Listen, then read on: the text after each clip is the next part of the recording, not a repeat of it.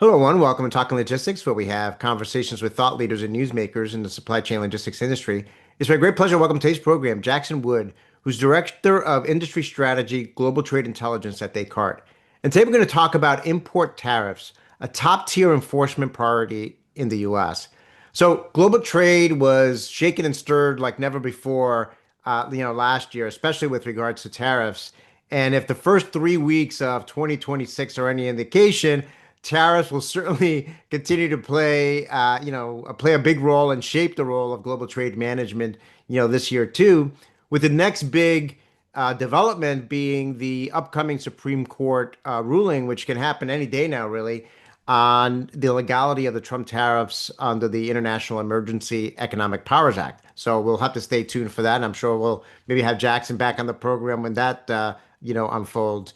But of course, while all of this shakes out, importers have to stay compliant with current regulations and pay the tariffs due. And, not surprising, importers for the past year have been looking for ways to, avoid tariffs or minimize them. But as enforcement around tariff evasion and customs fraud has increased, staying informed and compliant with regulations is more important than ever. So to help us understand the current, enforcement environment and how to avoid any missteps, it's great to welcome Jackson back on the program. So Jackson, welcome back. Thanks very much, Adrian. Great to be here, and always lots of excitement here in the global trade world. So let's dig in. Yeah, I'm sure that if you were hoping for a quiet and a slow ramp to things in 2026 on the global trade front, I think based on, like I said in my opening comments there, based on the last 3 weeks, I'm sure you're disappointed because it seems like it's shaping up to be another challenging, Yeah. unpredictable, dynamic environment in global trade Yeah. management. I think we may have talked about this in one of our previous conversations, Adrian, but I think those of us who have been in and around the intricacies of global trade for long enough recognize that volatility and uncertainty is nothing new. I think what has certainly changed is the volume and the velocity of the change vectors, if I could use that term. And I think the other thing that has obviously changed very significantly is there's much broader awareness, both within organizations, but even at the public level. Those of us who've struggled in the past to explain to friends and loved ones what we actually do every day, we don't have that problem anymore. So um, bring on 2026. Let's go. That's right. Well, it's very reminiscent of how, COVID put supply chain management in general on the map and really brought it into the boardroom at a lot of companies. And I think if there's only one bright spot to this whole thing with tariffs is that it's really elevated the importance of global trade management to the C-level suite and just to everyday, the everyday public as well. Yeah. So let's dive into this enforcement aspect of it. I mean, a lot of changes like we just talked about in the U.S. Trade landscape last year, but maybe as a way to kick things off, I mean, what stands out in the most for you in terms of increased enforcement around tariff evasion and customs fraud? Yeah. So a couple maybe opening comments, and then we can talk about what's shifted dramatically from an enforcement perspective. So I've been in and around global trade compliance for the better part of 25 years, so most of my career. And early in my tenure, back in the mid 2000s, so much of the focus of not only organizations but of enforcement actors was on the export control side. So much of what you would hear about big fines, big penalties had to do with the export of sensitive technologies, whether those were articles of a military or a defense characteristic. And subsequently, organizations put a lot of focus and a lot of investment into some internal tooling and controls around mitigating the risk of export violations. Import investigations and enforcement actions were always there, but they were typically not, unless it was a very, um, uh, you know, sexy, for lack of a better word, type of product or something that would really capture media or public attention. We didn't hear a lot about what was happening on the import investigation side. The biggest thing that has changed, aside from all of the the activity from a tariff perspective is there's a lot more money involved than there used to be. And so, as an example, last year between the beginning of the current administration and the end of the year, the United States Treasury Department collected over $200 billion worth of tariffs. That's a massive number, not only in terms of the revenue that it represents for the United States, but the importers who are paying those tariffs are obviously noticing it from a cash flow or a financial performance perspective. And so the stakes are much higher now, purely from a dollars and cents perspective, than they were even a year ago. And so with that backdrop, obviously now the government in the United States in particular is far more motivated to take a very critical eye, a very detail oriented eye to anything that importers into the United States might be doing to mitigate the size of the checks that they have to write on the import duties and taxes perspective. So that to me is the biggest thing that has changed, is the stakes are just so much bigger now on both sides of the equation. Yeah, that's a great point. That and when I talk about the export side, it just reminded me back when when I started my career, I was working in semiconductors at Motorola. So of course, semiconductors being high tech, there was some potential dual use of some of the technologies we were doing on. So export controls, right, and staying compliant with export regulations was definitely top of mind. And this is going back to the 90s, right? 90s, early 2000s time frame. So it's kind of interesting, to your point, now because particularly with the changes that have taken place with the new administration, and just the dollars and cents that we're talking about here, Yeah. it makes sense why the spotlight now more than ever is kind of shifted a little bit more now on the import side of things.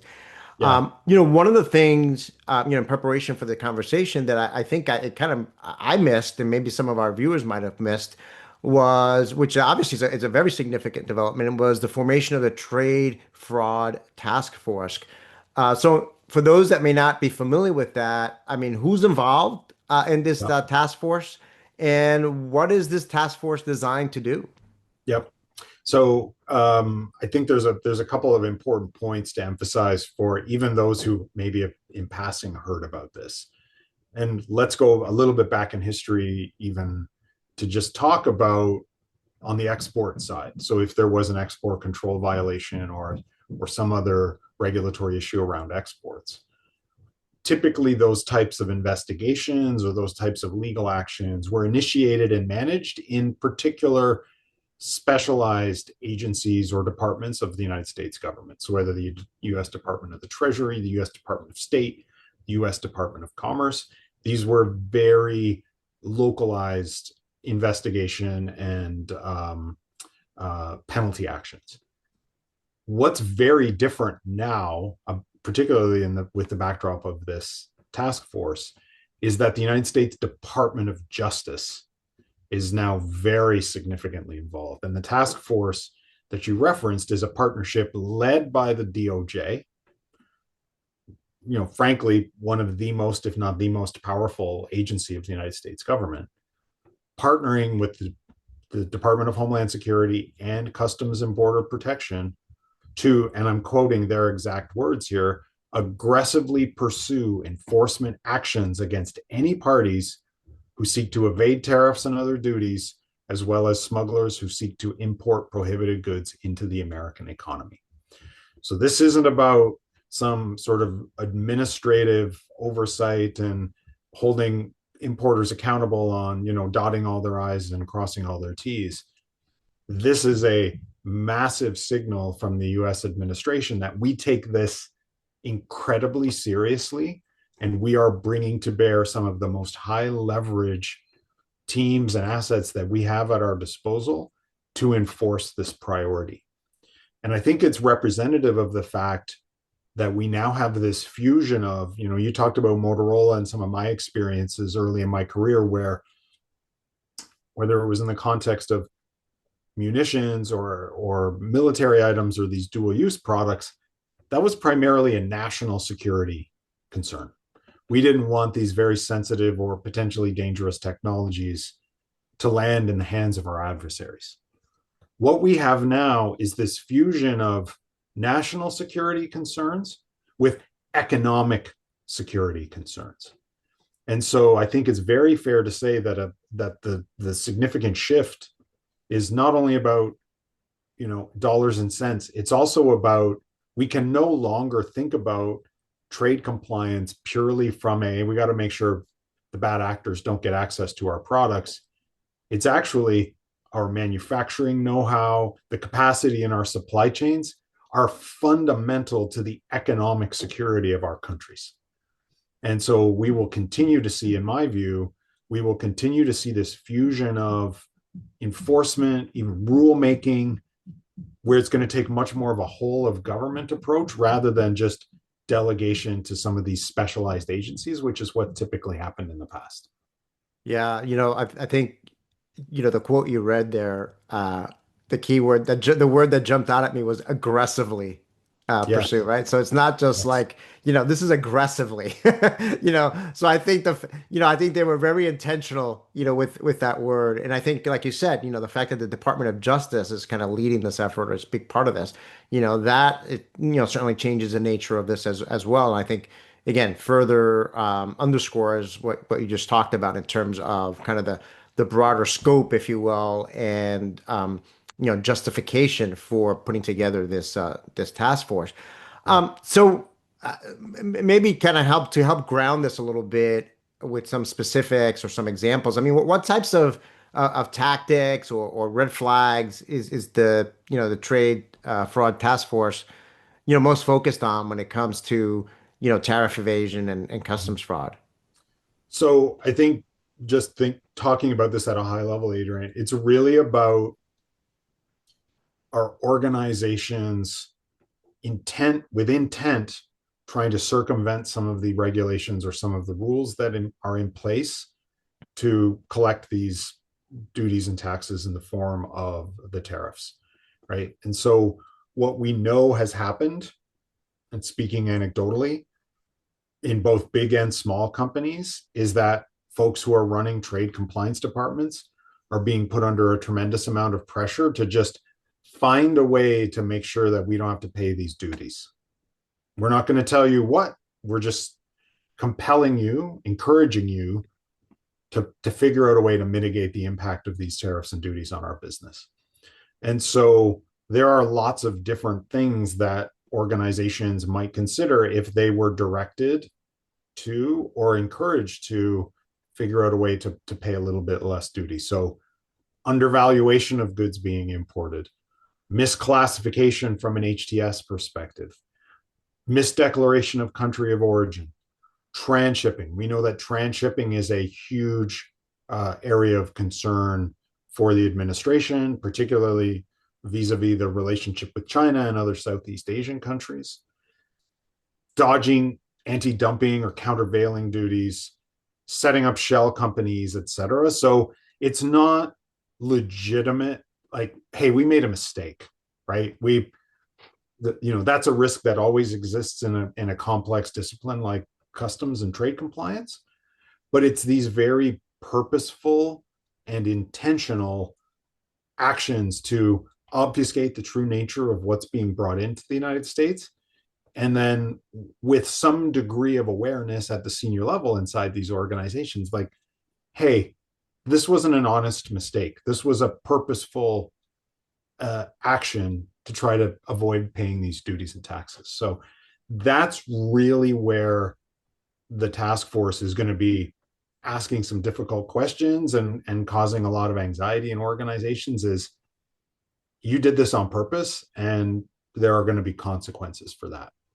Yeah, I mean, I think the two key words that you said a few times there is purposeful and intentional, right? Yeah. So this isn't just like an honest mistake, something that was a data entry mistake or something like that. I mean, there's a, if you will, an evidence trail that there was conversations around this, there was some level of sophistication around some of the things that were being done to try to evade the tariffs or minimize Yeah. them.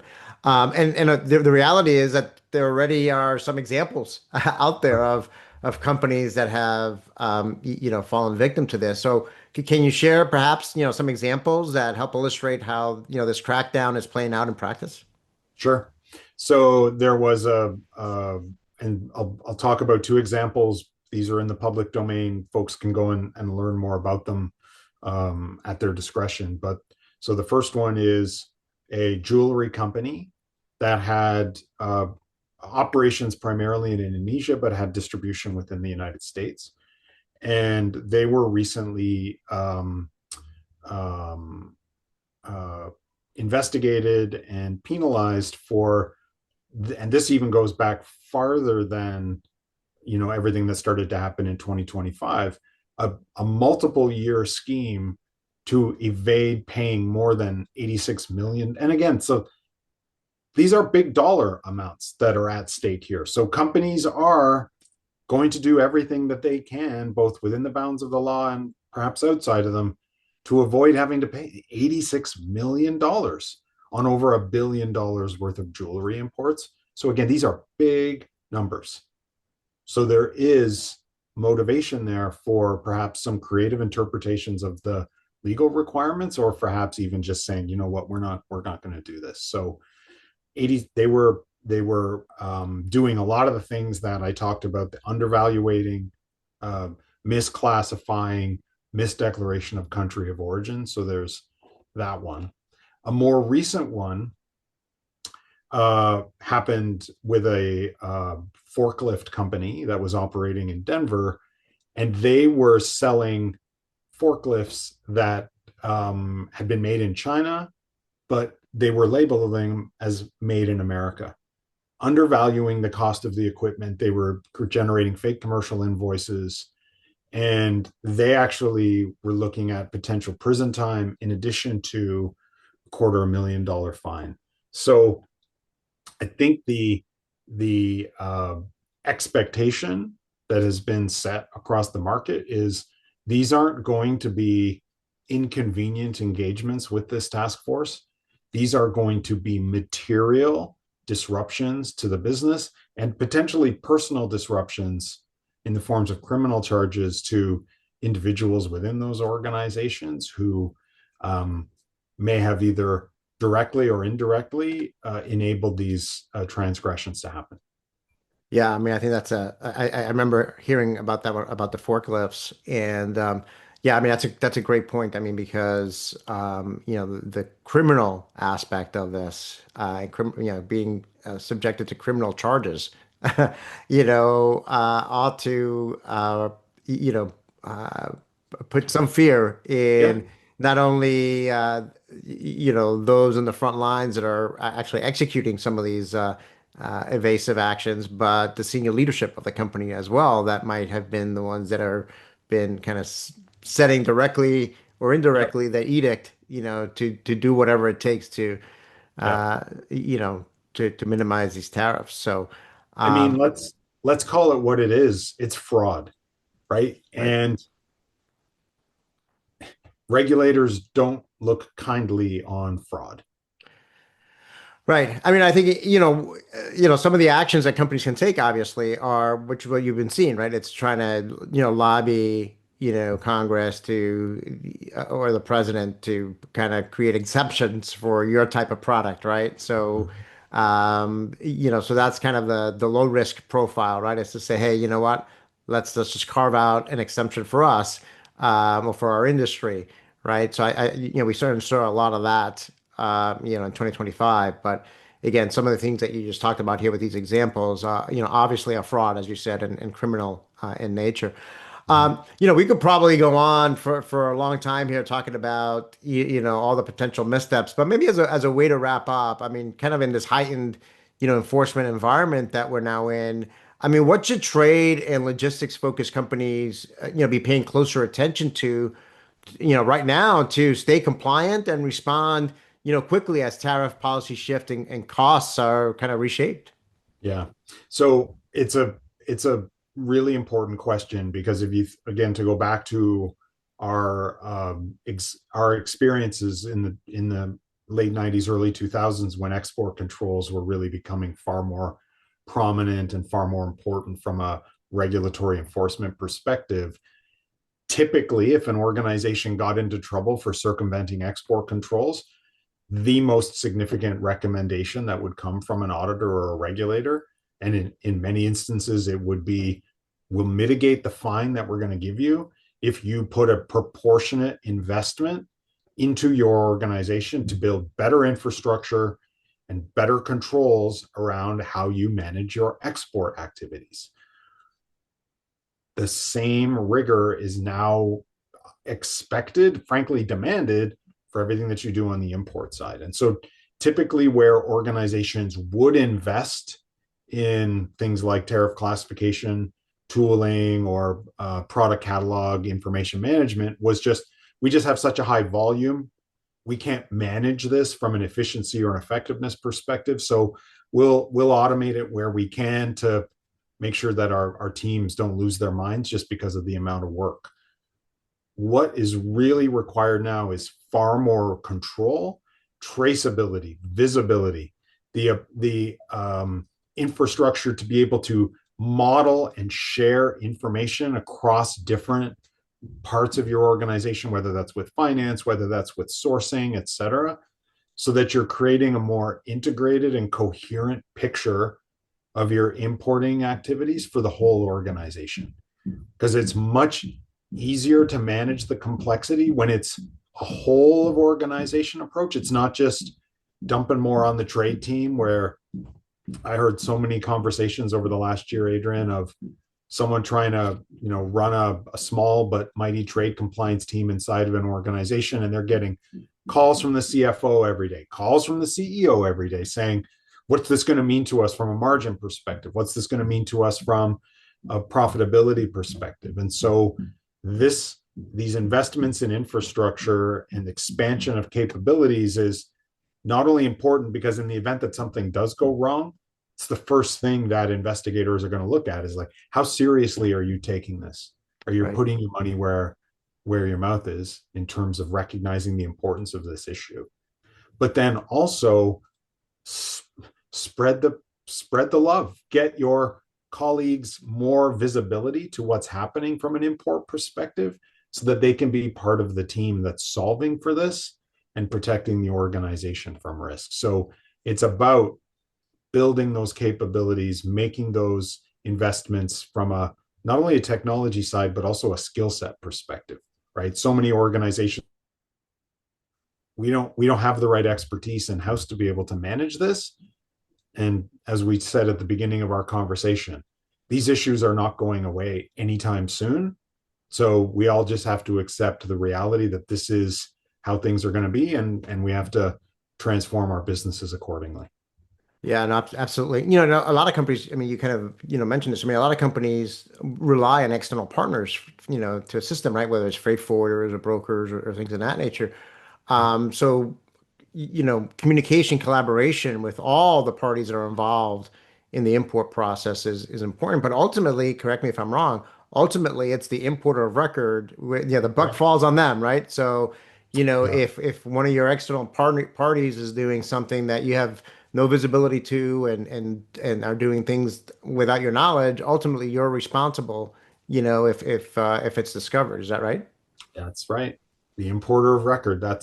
There is no excuse to be able to point to a broker or forwarder saying they made, just as a perhaps a final point on that, the brokers and the forwarders have their own issues to worry about, right? In terms of how they're providing their services. So, in as much as they're not accountable for what the importer of record does, they have their own house to keep in order, right? And they have their own set of challenges to manage with respect to this new volatility that we're all navigating. So that is even more of a reason for the importer of record to, we can't rely on these. They're great partners and they help us be effective, but they've got their own risks and compliance perspectives to consider.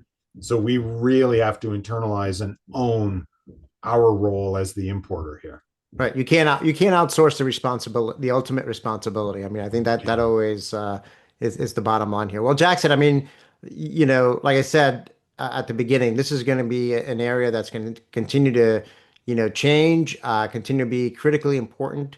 Certainly, things are going to change again, like I said, once the Supreme Court ruling comes down. Either way, no matter what happens, there's going to be ramifications to it. Um, so I am sure that we will have more than ample opportunity to have you back on the program to kind of get a pulse, whether it's 6 months from now, 9 months from now, to see how things have changed and evolved over that. But certainly, you raised some great points today, and I want to just thank you for your time. It's a pleasure, Adrian. You're most welcome, and look forward to our next conversation. Great. I want to thank those of you that joined us. If you're watching this program on demand, either at Talking Logistics or at the Descartes website, and you've got a question or comment for Jackson, you can post it there, and I'm sure he'll be more than happy to respond via that medium. Again, thank you for watching. Look forward to seeing you in a future episode of Talking Logistics. Have a great day.